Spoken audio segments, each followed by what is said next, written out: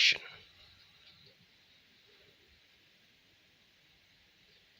Your honour, मुझे बेहद शर्म महसूस हो रही है ये बताते हुए कि हमारे जैसे महान देश में हर लड़की के साथ बचपन से लेकर युवावस्था तक कभी ना कभी, कहीं ना कहीं, कम से कम एक बार शारीरिक या मानसिक प्रताड़ना होती है।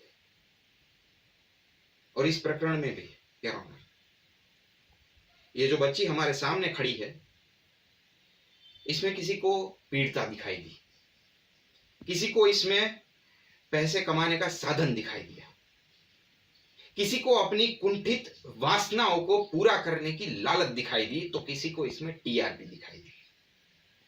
लेकिन मुझे योर ऑनर, मुझे दिखाई दी इस बच्ची में एक रौद्र काली मां दुर्गा, जो अपनी आवाज उठाना चाहती है, जो अपने अधिकारों के लिए लड़ना चाहती है। यह बच्ची उन सारी बच्चियों की उम्मीद है जो आपके वर्डिक्ट पे अपना आंख गड़ाए बैठी है इस बिल्डिंग के बाहर।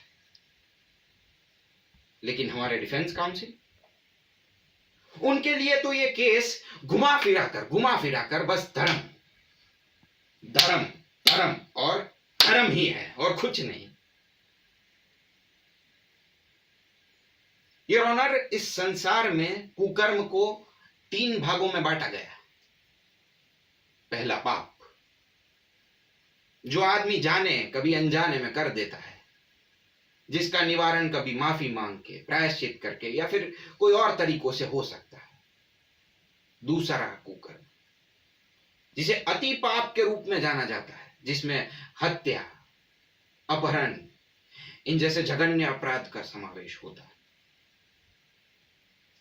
एक बार माता पार्वती ने यह सुनकर महादेव शिव से पूछा था कि हे प्रभु, इस रूप में तो रावण ने जो माता सीता का अपहरण किया, उसे तो अति पाप के रूप में माना जाना चाहिए, जिसका तो प्रायश्चित हो जाना चाहिए, लेकिन आप उसे महापाप क्यों मानते हैं? तब महादेव जी मंद मंद मुस्काए और कहा कि हे देवी, जिस पाप का प्रभाव इस संसार की मानवता और प्रभुता पर सदियों तक चलता रहे, उसे महापाप गिना जाता है, जिसकी कोई क्षमा नहीं है योर ऑनर।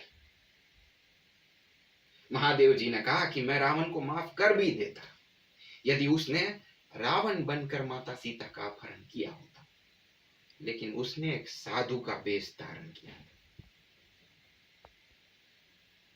योर ऑनर, यह आदमी रावण है, रावण, जिसने एक साधु का वेश धारण करके इस बच्ची की और इसके जैसी कई बच्चियों के साथ कुकर्म किया।